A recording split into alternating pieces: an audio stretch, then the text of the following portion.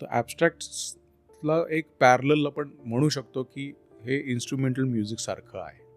What ever you do, Buddha must speak. काही पद्धती अशा आहेत की सपोज आता तुम्हाला हाताचं चित्र काढायचं तर त्याच्यावरती पातळ कापड ठेवतात हातावर आणि ते 2-3 ब्रशस्ट्रोकमध्ये त्याचं ते मोल्डिंग अचीव्ह करायचं आहे. त्यांचं असं असतं की ते पेपर किंवा जे काही घेऊन बसतील तर त्यावेळेला ते आधी तोंडात इंक घेतात आणि ते थुंकतात त्या पेपरवरती, कारण ते कसंही अनइवन त्याचा पॅटर्न होतो.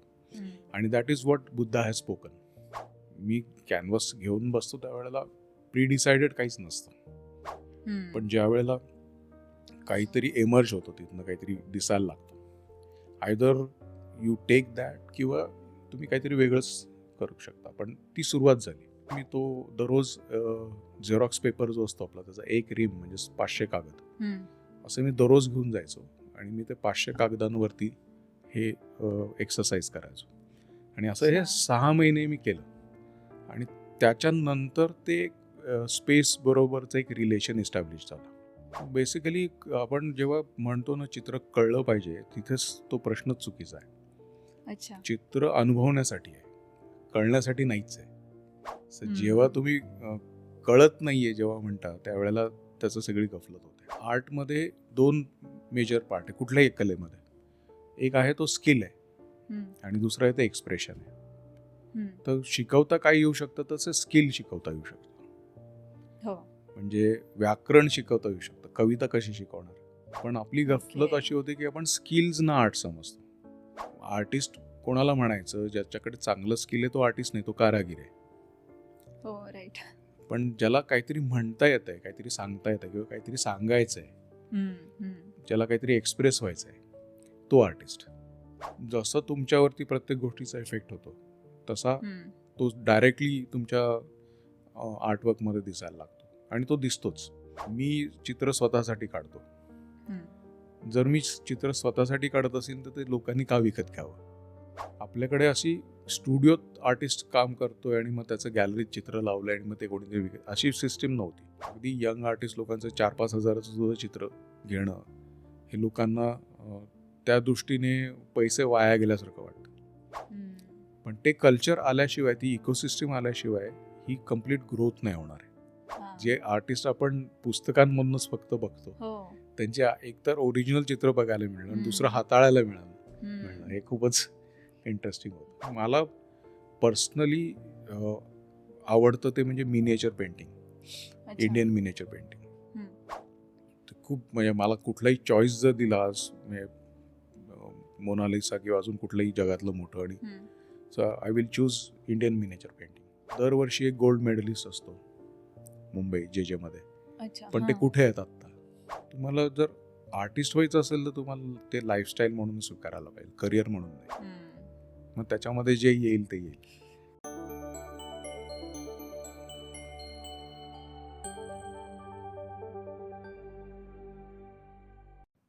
नमस्कार, मी दीपाली जांभेकर. देशकालच्या आजच्या भागामध्ये तुम्हा सगळ्यांचं खूप स्वागत. आज आपण बोलणार आहोत चित्रकलेबद्दल. चित्रकला म्हणजे फक्त रंग, रेषा किंवा फक्त आकार नाही, तर ते म्हणजे विचारांचं, अनुभवांचं एक सुंदर प्रतिबिंब असतं. प्रत्येक कलाकृती ही तिची एक कथा सांगते. पण त्याचा अर्थ मात्र शब्दातीत असतो.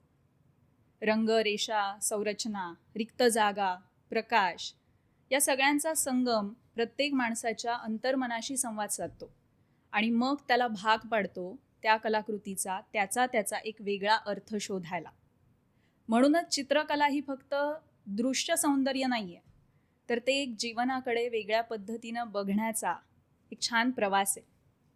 आज आपण आपल्या पॉडकास्टमध्ये भेटणार आहोत अशाच एका कलाकाराला, ज्यांच्या प्रत्येक कलाकृतीमध्ये रंग, रेषा, संरचना यांचा अद्वितीय संगम असतो.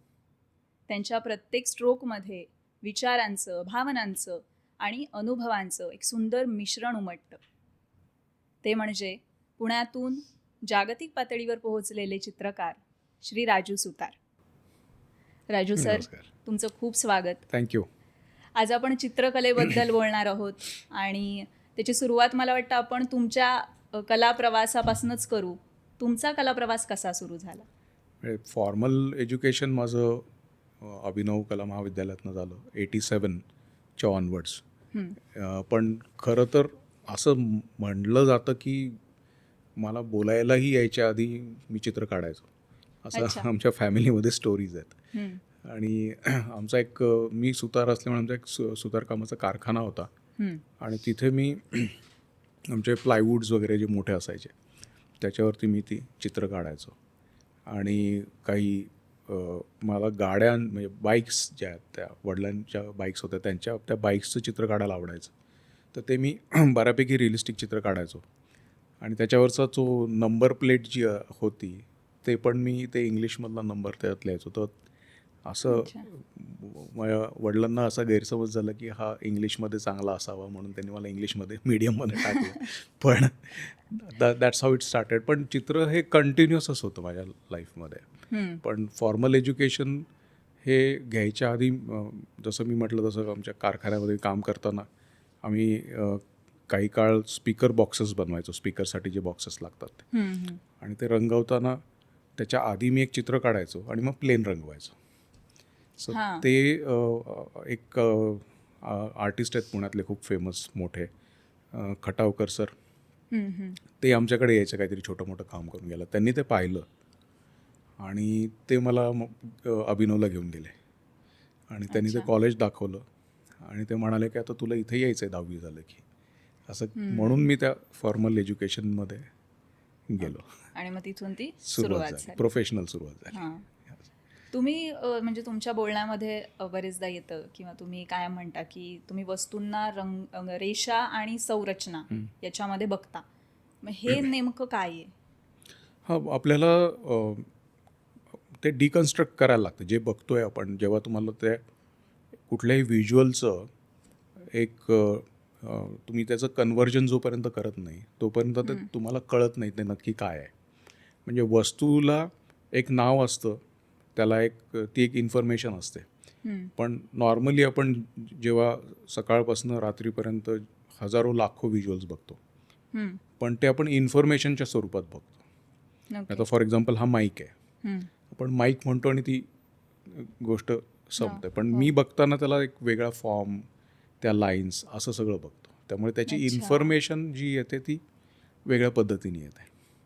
आणि तसं बघितल्यामुळे मला व्हिज्युअल्स ही व्हिज्युअल्सच्या सारखी ऑब्जेक्टिव्हली दिसतात. त्याची इन्फॉर्मेशन मी थोडीशी काढून ठेवतो त्यातली, ती उपयोगीच आहे डे टू डे लाईफमध्ये. पण ती इन्फॉर्मेशन काढून त्याच्याकडे आपण त्याच्या फॉर्म, लाईन, कलर, टेक्स्चर असं त्याच्याकडे बघतो मी त्याचं.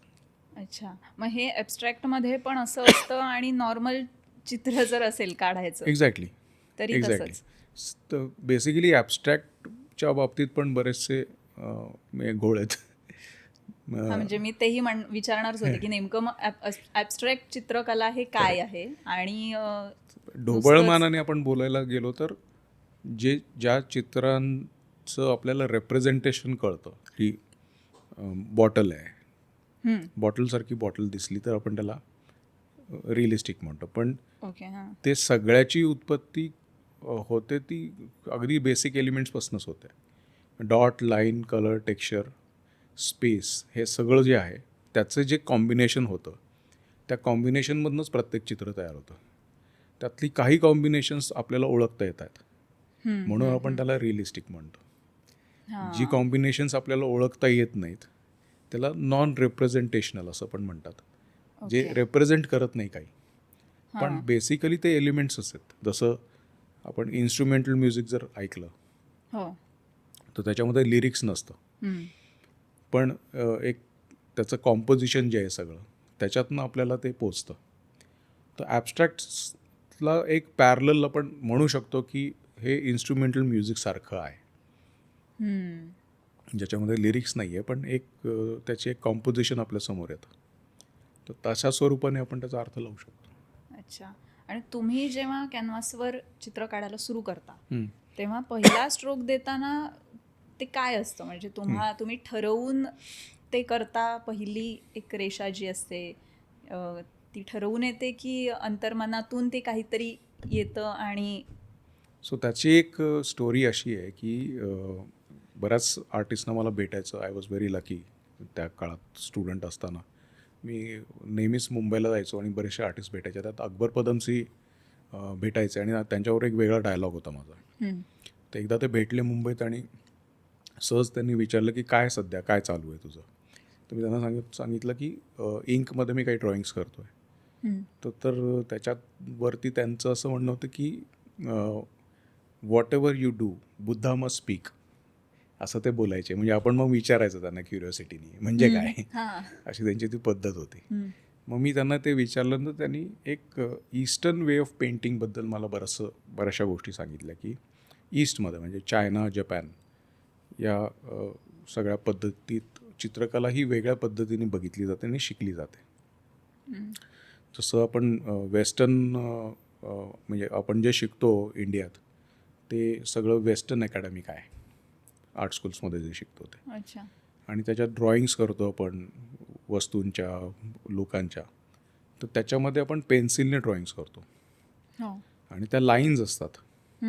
सो ईस्टमध्ये आपल्याकडं असं म्हटलं जातं की आपण काही वायरनी बनलेलो नाहीत, वायर फ्रेम्स नाही आहोत. सो आपण मोल्डेड प्लेन्स आहोत. सो ते तिथे शिकताना काही पद्धती अशा आहेत की सपोज आता तुम्हाला हाताचं चित्र काढायचं तर त्याच्यावरती एक पातळ कापड ठेवतात हातावर आणि ते 2-3 ब्रशस्ट्रोकमध्ये त्याचं ते मोल्डिंग अचीव करायचं आहे. अशा पद्धतीने ते शिकलं जातं. तसे बऱ्याच वेगवेगळ्या पद्धती. त्याच्यामध्ये जेव्हा हे ईस्टर्न आर्टिस्ट चित्र काढतात त्यावेळेला त्यांचं असं असतं की ते पेपर किंवा जे काही घेऊन बसतील तर त्यावेळेला ते आधी तोंडात इंक घेतात आणि ते थुंकतात त्या पेपरवरती, कारण ते कसंही अनइवन त्याचा पॅटर्न होतो. आणि that is what Buddha has spoken. मग त्याला तो आर्टिस्ट रिस्पॉन्ड करतो त्या जे काय डॉट्स पडले आहे आणि मग त्याच्यानंतर त्याच्यातनं जे दिसेल त्याला तो रिस्पॉन्ड करतो. तो असं तो एक डायलॉग जो असतो तो जेव्हा मी कॅनव्हास घेऊन बसतो त्यावेळेला प्री डिसाइडेड काहीच नसतं. पण ज्या वेळेला काहीतरी एमर्ज होतं तिथनं काहीतरी दिसायला लागतं, आयदर यू टेक दॅट किंवा तुम्ही काहीतरी वेगळंच करू शकता. पण ती सुरुवात झाली. मग असं करत करत तो डायलॉग कंटिन्यू होतो. आणि ते करताना मग मी हे समजून घेतलं आणि त्या स्पेस बोलायला पाहिजे ना आपल्याशी, त्याचा संबंधच नव्हता याच्या आधीपर्यंत. तर मग ते कसं करायचं हा मी मुंबईहून येताना आणि त्यावेळेला एशियाड बसनी यायचो आणि कधी कधी त्या घाटात गाडी 5-5 तास अडकायची. तर मग त्यावेळेला असंच मी विचार करत येत होतो की काय करावं, हे कसं हे जे अकबरने सांगितले ते कसं आणावं कामामध्ये. तर मग येताना मी असा विचार केला की आपण एक एक कागद घेऊन त्याच्यावरती एकच सिंगल ब्रशस्ट्रोक घेऊयात किंवा त्याच्यानंतर थोडंसं प्रोग्रेस करून एकाबरोबर दुसरा असं बरेच दिवस करूयात असं मी ठरवलं. आणि त्याच्यानंतर मी तो दररोज झेरॉक्स पेपर जो असतो आपला त्याचा एक रिम म्हणजे 500 कागद असं मी दररोज घेऊन जायचो आणि मी ते 500 कागदांवरती हे एक्सरसाइज करायचो. आणि असं हे 6 महिने मी केलं आणि त्याच्यानंतर ते स्पेस बरोबरचं एक रिलेशन इस्टॅब्लिश झालं आणि मग तो space started talking to you. So अशी ती इंटरेस्टिंग जर्नी आहे. त्यामुळे पहिला ब्रशस्ट्रोकची ही एवढी मोठी स्टोरी आहे. म्हणजे ती स्पेस बोलायला लागणं म्हणजे हेच आहे की पुढे ते पूर्ण होण्यासाठी एक्झॅक्टली एक डायलॉग क्रिएट व्हायला पाहिजे. जसं आत्ता आपण बोलतोय की एक प्रश्न आला त्याच्यावरती मी काहीतरी उत्तर दिलं, त्याच्यातनं दुसरा प्रश्न आला. हा जो डायलॉग आहे तसा स्पेस बरोबरचा एक डायलॉग तो क्रिएट व्हायला लागतो. आणि ती स्पेस तुमच्याशी बोलत नाही तोपर्यंत तुम्ही तुमच्या साईडनी काहीतरी करता, तो मोनोलॉग होतो. अच्छा. किंवा हे आपण कॉलेजेस शाळेमध्ये जे शिकतो लेक्चर पद्धत, टीचर येतात, लेक्चर देतात आणि जातात. मुलांपर्यंत किती पोहोचलंय त्याचा काही खरा संबंध राहत नाही. तर तो डायलॉग हा इम्पॉर्टंट आहे त्याच्यामध्ये. सो ते डायलॉग इस्टॅब्लिश होण्यासाठी हे खूप इम्पॉर्टंट एक्सरसाइज होतं. त्याचा मला आयुष्यभर फायदा झाला. पण तुम्ही हे ठरवलेलं होतं का आधी की मग अबस्ट्रॅक्टमध्येच काम करायचं आहे? ठरवलं होतं म्हणजे त्याचा पण एक वेगळा इन्फ्लुएन्स आहे. विजय शिंदे म्हणून एक आर्टिस्ट होते, ते पुण्यात आले आणि त्यांच्याबरोबर माझं खूप क्लोज रिलेशन होतं. आधी त्यांनी कम्प्लीट रिजेक्ट केलं मला, पण नंतर त्यांच्याबरोबर खूप क्लोज रिलेशन झालं आणि ते ॲबस्ट्रॅक्ट करायचे. तर तो मोठा इन्फ्लुअन्स आहे माझ्या लाईफमध्ये. म्हणजे त्यांच्यामुळेच मी आर्टिस्ट झालो असं मी नेहमी सांगतो. ओके. सो त्या पठडीतनं आल्यामुळे, जसं घराणी असतात त्याच्यामुळे त्या पठडीतनं आल्यामुळे मला ॲबस्ट्रॅक्ट खूप क्लोज होतं मला. पण खूप लोकांना म्हणजे सामान्य माणसांना ॲबस्ट्रॅक्ट कळणं फार कठीण जातं. तर ते नेमकं कसं ओळखावं आणि तुम्ही लोकांपर्यंत ती कला कशी पोहोचवता? बेसिकली आपण जेव्हा म्हणतो ना चित्र कळलं पाहिजे, तिथेच तो प्रश्नच चुकीचा आहे. अच्छा. चित्र अनुभवण्यासाठी आहे, कळण्यासाठी नाहीच आहे. सो जेव्हा तुम्ही कळत नाही आहे जेव्हा म्हणता, त्यावेळेला त्याचं सगळी गफलत होते.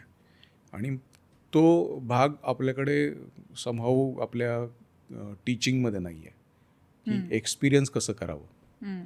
प्रत्येक गोष्टीला आत्ता आपल्याकडे एक रिझल्ट ओरिएंटेड थिंकिंग जे आपण म्हणतो ना, ह्याचं काय करायचं, ह्याचं काय होईल, ह्या सगळ्या थिंकिंगमुळे आपण कुठेतरी तो एक्सपिरियन्शियल पार्ट मिस केला आहे. म्हणजे एखाद्या ठिकाणी जाऊन बसणं नुसतं एखाद्या गार्डनमध्ये आणि पक्ष्यांचे आवाज ऐकत बसणं, असं आपण तासभर 2 तास करू शकतो का आता? नाही करू शकत. तो एक्सपिरियन्स आहे. पण त्याच्यातनं आपण मग लगेच नॉलेज मिळवायचा प्रयत्न करतो. हा कुठल्या पक्षाचा आवाज असेल, हे काय असेल वगैरे वगैरे. आपण त्या बाजूला जास्ती जातो. पण एक्सपिरियन्सच्या झोनमध्ये जायला आपलं ट्रेनिंगच नाही आहे. आणि म्हणून तो ॲबस्ट्रॅक्ट हा तुम्हाला रिजेक्ट, म्हणजे तुम्ही जेव्हा बघता ॲबस्ट्रॅक्टकडे तुम्ही ते रिजेक्ट करायला लागता. कारण तुम्हाला त्या एक्सपिरियन्सची सवय नाही, एक्सपिरियन्स घेणं ह्याची सवय नसल्यामुळे ते थोडंसं स्वतःला ट्रेन करायला लागेल. कोणालाही त्या बाजूला जाऊन ट्रेन स्वतःला करून ते बघायला लागेल. हो, कारण असंच होतं. म्हणजे माझंही असंच होतं की चित्र ॲबस्ट्रॅक्ट एखादं बघितल्यावर नाही कळत नाहीये हे एक्झॅक्टली. पटकन. आणि आपण पटकन पुढे जातो. हां, म्हणजे मेंदू मग म्हणजे एक 10 मिनिटं ते बघतो, मग नाही कळत आहे असं जर झालं की मग आपोआप तिथनं आपण साईडला येतो. पण मग हे म्हणजे कळणं असं नाही आता परत मी शब्द वापरत, पण मग ते अनुभवण्यासाठी काय केलं पाहिजे सामान्य माणसाने?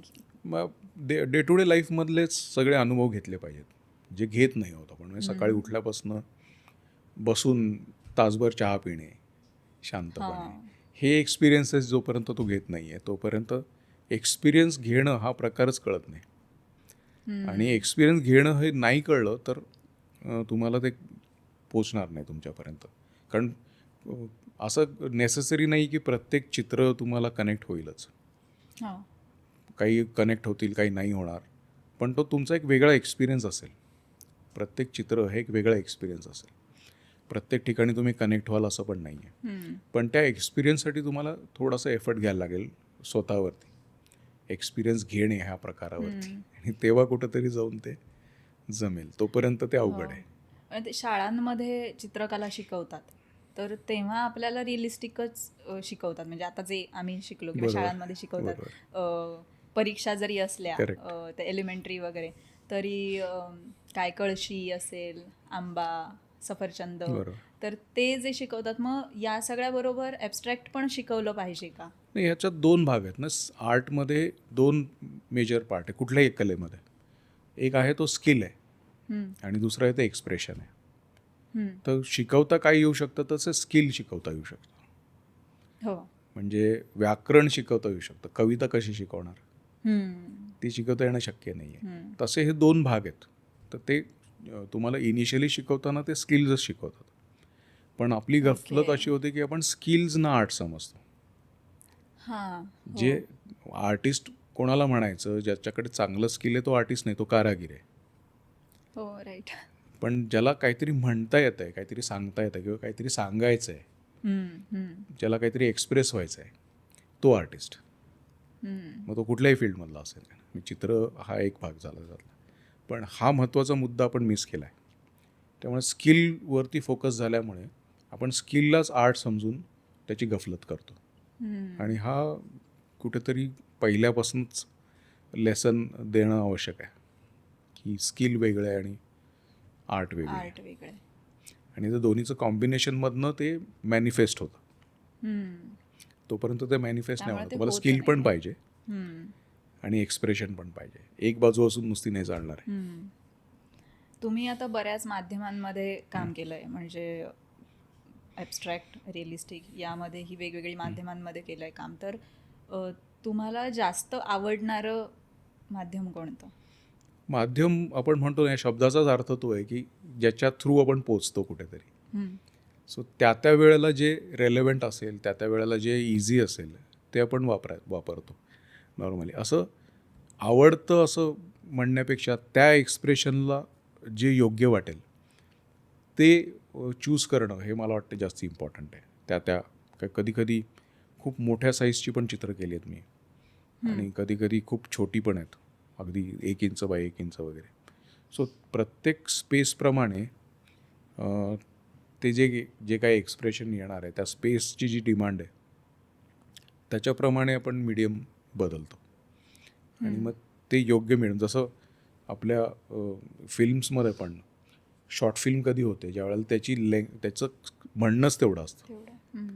म्हणणं मोठं असेल तर ती मग फीचर फिल्म होते, फुल लेंथ. पण ज्यात म्हणणंच कमी असेल तर त्याची शॉर्ट फिल्म होईल. तसं हे म्हणजे माझ्या बाबतीत ते आहे की ती गोष्ट सांगताना मला कधी 2-3 मीडियम्स वापरावीशी वाटली एकत्र, तरी मी ती वापरतो, कारण ती त्या एक्सप्रेशनची डिमांड असते.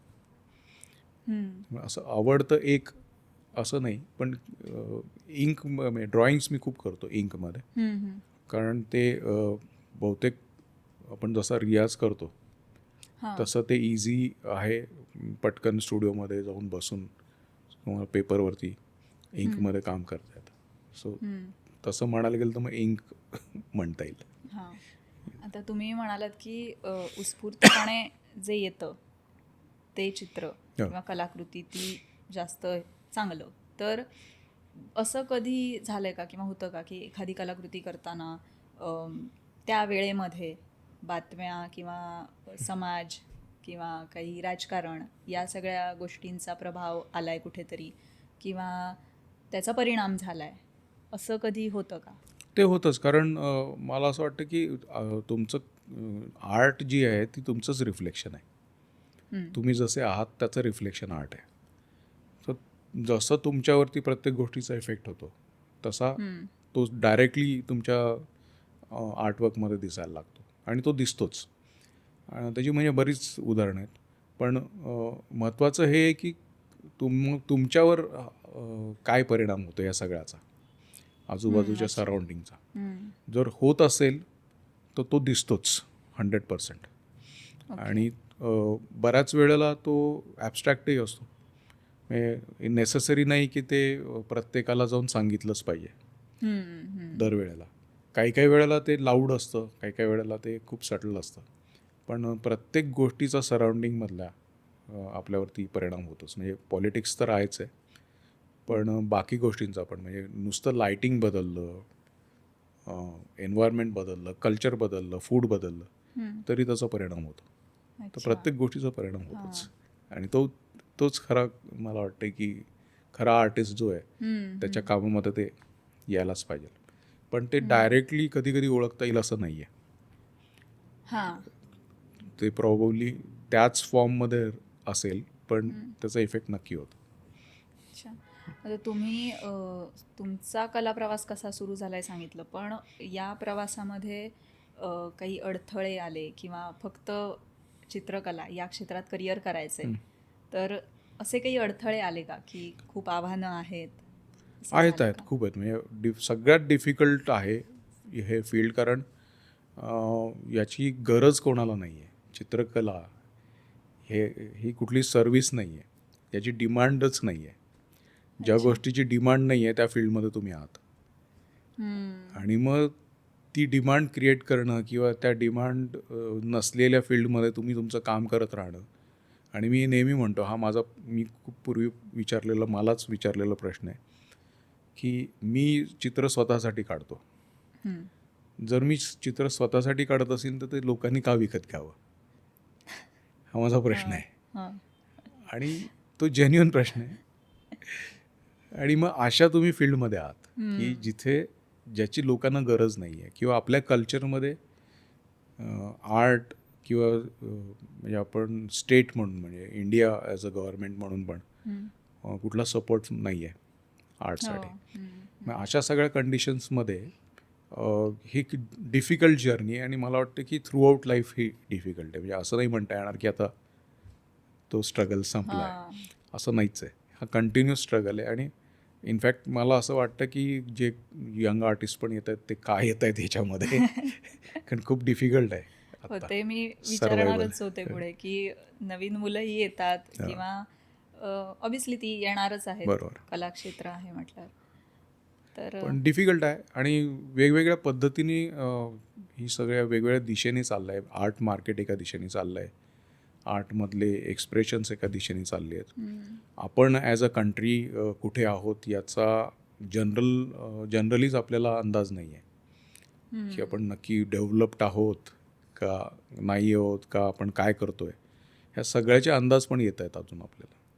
इकॉनॉमी नंबर्स दिसत आहेत इकॉनॉमीमध्ये आलेले, पण जमिनीवरती काय परिस्थिती आहे याचाही अंदाज येत नाही आहे. सो ह्या सगळ्या ग्रे एरियाजमध्ये पुढे फ्युचरमध्ये काय होईल हा विषय आहेच आहे. पण आर्ट, मला असं वाटतं की आर्ट हा एक ॲटिट्यूड आहे, त्यामुळे तो काही जाणार नाही. काही ना काही रिझन्सनी तो बाहेर येईलच. आणि आत्ताची एक फेज आहे ज्याच्यामध्ये दिशा कळत नाही आहे, पण प्रॉबब्ली क्लिअर होईल पुढे जाऊन, असं आपण होप करूया.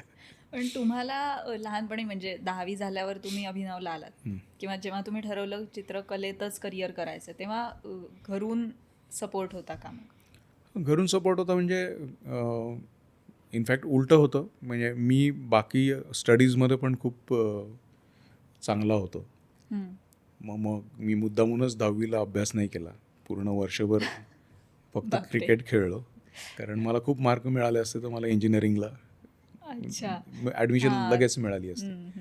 पण ते न करता मला आर्टमध्ये इंटरेस्ट असल्यामुळे मी जाऊन अभिनवला ॲडमिशन घेतली. पण मी मलाच सपोर्ट केला, बरीच मी उद्योग केले आर्ट रिलेटेड आणि त्याच्यातनंच पैसे मी कमवायचो आणि माझं काम करायचो. त्यामुळे घरनंच हे नव्हतं, म्हणजे विरोध कशाला नव्हता. Okay, definitely. आता आपण जसं म्हणालो की नवीन मुलं येत आहेत किंवा सध्या आर्टची एकूण स्थिती नाही कळत आहे, पण तुम्ही जेव्हा जागतिक पातळीवर या क्षेत्रात काम करताय तेव्हा तुम्हाला काय वेगळे अनुभव आले?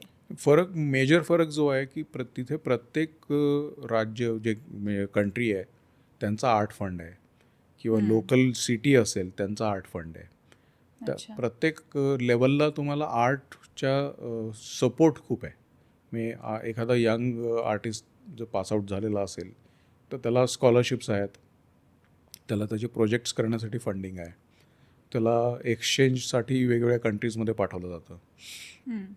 सो हा जो एक गव्हर्नमेंटकडनं जो सपोर्ट आहे तो तिथे मेजर फरक आहे आपल्यामध्ये आणि त्यांच्यामध्ये. आणि त्याच्यामुळे त्या लोकांना खूप ॲडव्हान्टेजेस आहेत आणि नॅचरली त्यांचं आर्ट मार्केट पण खूप मोठं आहे आणि त्याच्यासाठीच हे सगळे इकोसिस्टीम त्यांची तयार आहे की स्टेटनी आर्टिस्टना सपोर्ट करणं, मग आर्टिस्ट त्याच्यातनं डेव्हलप झाले तर मग गॅलरीज त्यांना सपोर्ट करतात आणि फायनली त्यांची चित्र म्युझियम्समध्ये जातात. अशी ती इकोसिस्टीम आहे जी आपल्याकडे अजिबातच नाही आहे. आपल्याकडं थोडंसं न घर का न घाट का सिच्युएशन आहे, कारण आपल्याकडं जी आर्ट होती ती लिव्ड इन किंवा लिव्ड विथ अशी असायची. म्हणजे आर्ट ही सेपरेट नव्हती लाईफमधनं. म्हणजे प्रत्येक छोट्या छोट्या गोष्टींवरती आर्ट होती. म्हणजे अगदी छोटे चाकू सुऱ्या त्याच्यावरती पण आर्ट असायची किंवा आर्किटेक्चर जे होतं ते फुल ऑफ आर्ट होतं. मोठी मंदिरं असतील. करेक्ट. कारण ते पूर्वीपासूनच होतं आणि खूप एक्झॅक्टली. तर आपल्याकडे अशी स्टुडिओत आर्टिस्ट काम करतोय आणि मग त्याचं गॅलरीत चित्र लावलं आणि मग ते कोणीतरी विकत, अशी सिस्टीम नव्हती. ती आपल्या कॉलनीजमुळे ती सिस्टीम आली आणि त्या सिस्टीममध्ये आपण नाधड ती सिस्टीम घेऊ शकलो हे नाधड ही घेऊ शकलो. त्याच्यामुळे आता घरांमध्ये चित्र कुठे आहेत लोकांच्या. आज आपण पुण्याचा जरी विचार केला तरी पुण्यात पैसे नाहीत असं नाही आहे. आपण रस्त्यावरती बघतो BMW, ऑडी कितीतरी गाड्या बघतो, पण लोकांना ते कल्चर नाही आहे की चित्र असावं. म्हणजे अगदी यंग आर्टिस्ट लोकांचं 4-5 हजाराचं सुद्धा चित्र घेणं हे लोकांना त्या दृष्टीने पैसे वाया गेल्यासारखं वाटतं. पण ते कल्चर आल्याशिवाय, ती इकोसिस्टम आल्याशिवाय ही कम्प्लीट ग्रोथ नाही होणार आहे आणि त्याला अजून वेळ आहे. आता मगाशी आपण बोललो की म्हणजे तुम्हीच म्हणालात की मी माझ्या आवडीसाठी, माझ्या समाधानासाठी चित्र काढतोय.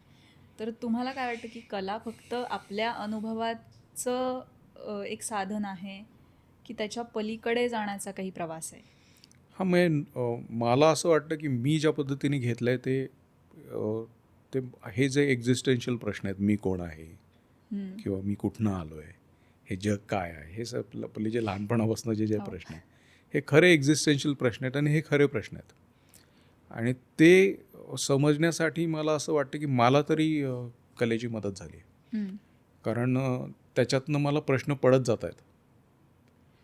सारखे सारखे प्रश्न पडत आहेत आणि ते सारखे पडणारे प्रश्न जे त्याला मी उत्तरं देतो आहे आणि त्या आर्टमधनं मी शोधतो आहे आणि मग त्याच अँगलमधनं मला जगाकडे बघता येतं आहे. त्याच अँगलमधनं लोकांचे बिहेवियर्स बघता येतात, सोशल बिहेवियर बघता येतं आहे, पॉलिटिकल बघता येतं आहे. सो हे प्रश्न पडणे हा मला वाटतं आर्टमुळे मला तो एक ॲटिट्यूड क्रिएट झाला आहे आणि त्याचा डेफिनेट फायदा होतो. म्हणजे हे बियॉन्ड जातं. म्हणजे हे तर फक्त आर्ट राहत नाही. मग आर्ट हा स्टार्टिंग पॉईंट होतं इथे आणि मग तुम्ही सगळ्या जगाबद्दल, तुमच्याबद्दल, सगळ्याबद्दल बरेच जे प्रश्न आहेत त्याच्यावरती तुम्ही कॉन्टम्प्लेट करत राहता. कधी कधी ते हॅपी असतात, कधी कधी डिप्रेसिंग असतात, सगळ्याच टाईपचे असतात ते. म्हणजे याला आपण असं म्हणू शकतो की याच्या थ्रू माणूस स्वतःला शोधायला. हां, म्हणजे मी तरी तो मार्ग, माझ्या दृष्टीने तो मार्ग मला योग्य वाटतो की मी त्या पद्धतीने बघितलं आहे याच्याकडे. पण कलेसाठी आता आपण जसं बोललो की इतर देशांमध्ये बऱ्याच सोयी सुविधा आहेत, तर भारतामध्येही पुढे तसं काही करण्यासाठी काय बदल व्हावे लागतील? याच्यामध्ये स्टेटच इम्पॉर्टंट आहे. गव्हर्नमेंटच त्यांनीच मोठा रोल याच्यात आहे त्यांचा. त्यांनीच ते काम केलं पाहिजे. काही काळापूर्वी झालं, म्हणजे नेहरू किंवा इंदिरा गांधी यांच्या काळामध्ये ललित कला अकॅडमी किंवा पुपुल जयकर ज्या होत्या त्यांनी बरंचसं आर्टसाठी मदतीचे ॲक्टिव्हिटीज बऱ्याच केल्या.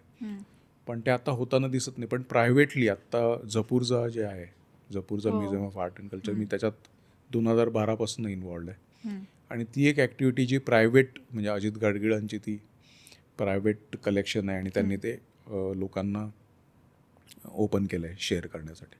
सो तशा काही ॲक्टिव्हिटीज आहेत. किरण नादर आहेत दिल्लीच्या, त्यांचं एक म्युझियम आहे. सो असे काही प्रायव्हेट एंटिटीज येत आहेत आणि मग त्यांच्यामुळे ही एक इकोसिस्टम तयार होण्याचे चान्सेस आहेत जे प्रॉब्ली गव्हर्नमेंट नाही करत आहे, पण अशी प्रायव्हेटली होऊ शकेल ती. आणि ते मला वाटतं की त्याला थोडंसं अजून लोकांनी, कारण खूप आहेत लोक ज्यांच्याकडे पैसेही खूप आहेत आणि ते या गोष्टी करू शकतात, त्याची ओव्हरऑल लॉंग टर्ममध्ये याचा फायदा खूप होईल.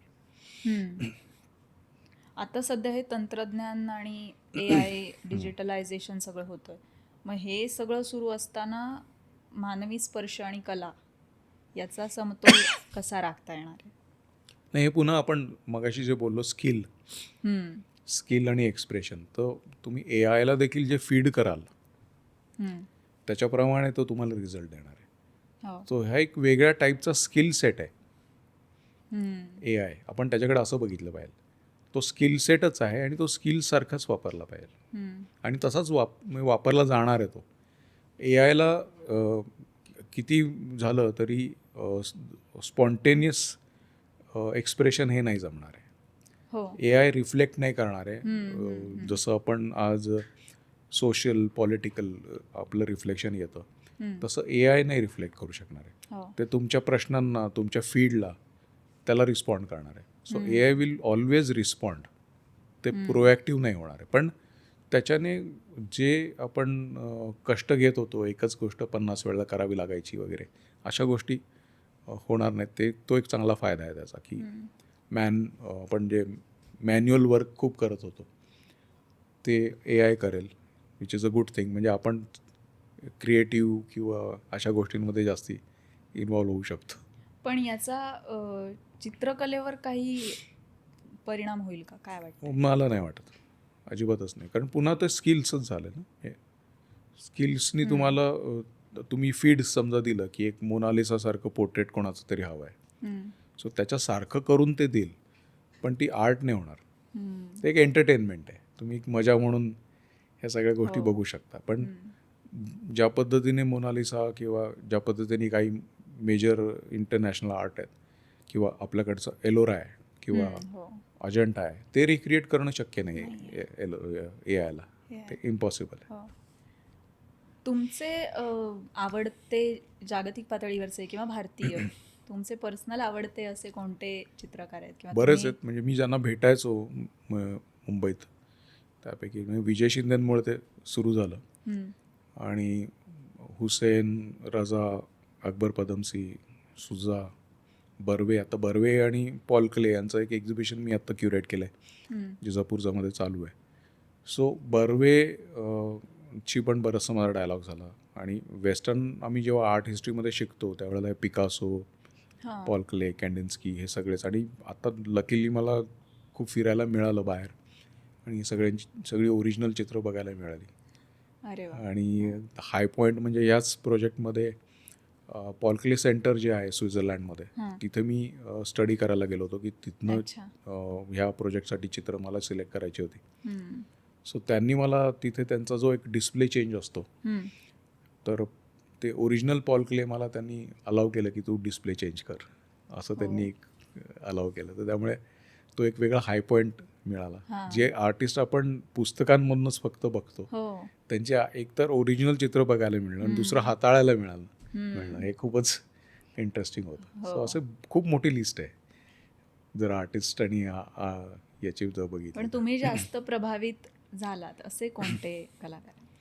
मला वाटतं हुसेन सगळ्यात जास्त आणि अकबर पदमसी, हे दोन खूप जास्त इन्फ्लुएन्शियल आहेत.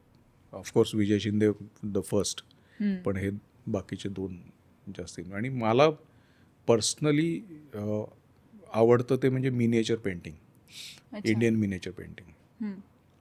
ते खूप, म्हणजे मला कुठलाही चॉईस जर दिला आज, म्हणजे मोनालिसा किंवा अजून कुठलंही जगातलं मोठं, आणि so I will choose Indian miniature painting. पण त्याचं टेम्परामेंट माझं नाही, मी ते नाही पेंट करू शकत. म्हणजे मला थोडं इलॅबोरेट करून सांगा की काय असतं नेमकं. इंडियन मिनिएचर पेंटिंग म्हणजे जी आपल्याकडे जी मुघल शैलीतली किंवा बाकीच्या जैनमधली किंवा पहाडी, कांगरा ह्या ज्या पूर्वीच्या शैली होत्या, त्याच्यामध्ये छोटी चित्र होती जी पुस्तकांमध्ये असायची, इलस्ट्रेटिव्ह. आणि ती फोलिओजमध्ये असायची. म्हणजे एका साईडला स्टोरी आणि एका साईडला चित्र अशी ती. आणि अगदी बारीक काम केलेलं असायचं त्याच्यामध्ये. आणि त्याची एक डेफिनेट स्टाईल आहे त्याची, आणि त्याच्यात फिगर्स कसं असतात, नेचर कसं असतं, त्याची एक टिपिकल स्टाईल आहे. आणि त्याच्यामधलं एक एन्व्हायरमेंट खूप इंटरेस्टिंग आहे. आणि तो मला वाटत नाही जगात अजून कुठे प्रकार आहे इंडिया सोडून. आणि पर्शियन चित्र पण आहेत थोडीफार, पण जे इंडियन मिनिएचरमध्ये आहे ते बाकी कुठेच नाही. ते मला पर्सनली ती चित्र खूप आवडतात, पण पर्सनली मी ते पेंट नाही करू शकत. ते माझं टेम्परामेंट नाही आहे. मी जास्त मॉडर्निस्ट टाईप काम करू शकतो. पण हे मला वाटतं की ह्याचं अंडरस्टँडिंग असणं आवश्यक आहे. नाही तर तुमची गफलत होते की जे आवडते त्याच्या मागे तुम्ही जायला लागाल, आणि तुम्हाला तुमचं जे टेम्परामेंट आहे ते तुम्ही ओळखलं नाही तर त्याच्यात ती गफलत होऊ शकते. असंच होतं बऱ्याचशा आर्टिस्ट. तसं हे इन्स्पिरेशनचा जो भाग आहे, तो माझं इन्स्पिरेशन मिनिएचरमधनं आहे, पण त्याचा तुम्हाला दिसणारच नाही काही संबंध. माझ्या ॲक्च्युअल फिजिकल कामामध्ये नाही दिसणार, पण त्याचं बॅकग्राऊंडमध्ये सगळं तो मिनिएचरचाच भाग आहे. आणि आता जी तरुण पिढी आहे जी या क्षेत्रात येऊ पाहते, मगाशी आपण म्हणालोच, पण कितीही जरी म्हटलं की न आलेलं चांगलं तरी येणार आहेत माणसं, तर त्यांना काय सांगावं वाटतं तुम्हाला की काय असावं? मला असं वाटतं की आत्ता एक जो आपण म्हटलं की त्यांचा दोष नाही आहे, अपब्रिंगिंगमधला दोष आहे की प्रत्येक गोष्टीला आपण एक रिझल्ट ओरिएंटेड थिंकिंगमध्ये जे मोल्ड करायला लागलो आहे, तेच आज मुलांमध्ये की मार्क मिळवत आहेत, पण ते मार्कांचा पुढे जाऊन काही उपयोग होत नाही. पण हे जे रिझल्ट ओरिएंटेड थिंकिंग ते बंद करून एक्सपिरियन्स कसं मिळवता येईल वेगवेगळ्या पद्धतीने, म्हणजे कुठे जाणं, फिरणं, सोलो ट्रॅव्हल करणं, अशा सगळ्या गोष्टी करून करून तो एक्सपिरियन्स कसा मिळवता येईल हा त्यातला महत्त्वाचा मुद्दा आहे. आर्ट हा एक्सपिरियन्शियल आहे हे विसरता कामा नये. कारण तुम्हाला सिलेबस आहे, सिलेबसप्रमाणे तुम्हाला जर नीट काम केलं तर मार्कही मिळतात, रँक्सही येतात. आता दरवर्षी एक गोल्ड मेडलिस्ट असतो मुंबई JJ मध्ये, पण ते कुठे आहेत आत्ता? तो प्रश्न आहे खरा. कारण ते त्या सिलेबस आणि त्या सगळ्या गोष्टींच्या मागे जाऊन मार्क मिळवत आहेत, पण एक्सपिरियन्स मिळवणं हा सगळ्यात महत्त्वाचा भाग आहे. तर मला वाटतं की त्या बाजूने थोडासा विचार व्हायला, आणि हे पॅरेंट्सनी लक्षात घ्यायला पाहिजे की मुलं हे एक्सपिरियन्स घेत आहेत का ते फक्त प्रोव्हाइड करतायत आणि ते त्या प्रोव्हिजनला रिस्पॉन्ड करतायत. हा खूप महत्त्वाचा मुद्दा आहे. त्यामुळे नवीन कोणी फील्डमध्ये, कुठल्याही फील्डमध्ये, मला असं वाटतं की आर्टमधल्या कुठल्याही फील्डमध्ये जर येत असतील तर एक्सपिरियन्स करणं हे त्यांना शिकायला लागेल, जे आता सध्या बहुतेक नाहीच आहे कुठे. आणि एकदा ते आलं तर मग बाकीच्या गोष्टी खूप सोप्या आहेत. पण मग जर करिअर ऑप्शन म्हणून बघत असतील मुलं तर थोडासा आपल्याकडचा, म्हणजे भारतात एन्व्हायरमेंट जे आहे ते इकोसिस्टीम अजून स्ट्रॉंग नाही आहे, त्याला वेळ लागणार आहे इकोसिस्टीम. फिनान्शियली म्हणजे मी तुम्हाला तसंही विचारते की फिनान्शियली बरेचदा असं होतं की भारतातल्या मध्यमवर्गीय घरांमध्ये एवढं हे नाही आहे की तुम्ही मग या क्षेत्रात करिअर कराल तर ते कंटिन्यू होऊ शकेल. मग तेव्हा काय वेगळे मग कोणते मार्ग असतात की ज्यातून तो आपली, म्हणजे एखादा विद्यार्थी आपली आवडही जपेल, यातही काम करेल आणि तिथून काहीतरी त्याला कंटिन्यू अर्निंग होईल, प्लस हे कामही करता येईल, असं काय करू शकतात मग मुलं? खरं तर हे आहे, म्हणजे आमचे सर कोलते सर म्हणतात की, प्रभाकर कोलते, ते म्हणतात की हे लाईफस्टाईल आहे, हे करिअर होऊ नाही शकत. अच्छा. तुमची ही लाईफस्टाईल असू शकते आणि मग त्या लाईफस्टाईलमध्ये जे आहे ते आहे. पण आता सध्याच्या ह्याच्यामध्ये असं आहे की प्रत्येक प्रकारची आर्ट ही विकली जाते थोड्याफार प्रमाणामध्ये. त्यामुळे प्रत्येकाला सर्वायवलला चान्स आहे. प्लस बरेचसे ॲव्हेन्यूज आहेत आत्ता, जसं त्यातलं एक महत्त्वाचं आहे तो म्हणजे कॉन्झर्वेशन, आर्ट रेस्टोरेशन. हा एक खूप स्किल बेस्ड बिझनेस आहे, ज्याच्यामध्ये काही आर्टिस्ट सुरुवातीच्या काळात किंवा त्याच्यात पण करिअर करू शकतात, किंवा अजून असे बरेचसे उद्योग आहेत ज्याच्यात जाऊ शकतात. पण तुम्हाला जर आर्टिस्ट व्हायचं असेल तर तुम्हाला ते लाईफस्टाईल म्हणून स्वीकारायला पाहिजे, करिअर म्हणून नाही. मग त्याच्यामध्ये जे येईल ते येईल, दॅट इज देअर. असं त्यातला भाग आहे. बरोबर. राजू सर, तुमच्यासोबत आज गप्पा मारून खरंच खूप मजा आली आहे. थँक्यू. आणि चित्रकलेबद्दल मलाही खूप कमी माहिती होती, तर मलाही माहिती मिळाली आहे आणि आमच्या दर्शकांनाही माहिती मिळाली आहे. तर तुम्ही वेळ काढून इथे आलात आणि ही एवढी माहिती आम्हाला दिलीत, त्यामुळे तुमचे खूप आभार. Thank you so much. तुम्हाला आजचा हा भाग कसा वाटला हे नक्की सांगा. चित्रकलेबद्दल आपण बोललो आहे, रंगांबद्दल बोललो आहे, दृष्टीबद्दल बोललो आहे. तर तुम्हालाही यापुढे ॲब्स्ट्रॅक्ट चित्रकला किंवा कलाकृती बघताना हे आठवतं आहे का बघा नक्की, ती अनुभवा आणि कलेला तसा प्रतिसादही द्या. आणि आजचा एपिसोड कसा वाटला नक्की सांगा, कमेंट्स करा, व्हिडिओ लाईक करा, शेअर करा आणि देशकालला नक्की सबस्क्राईब करा. धन्यवाद.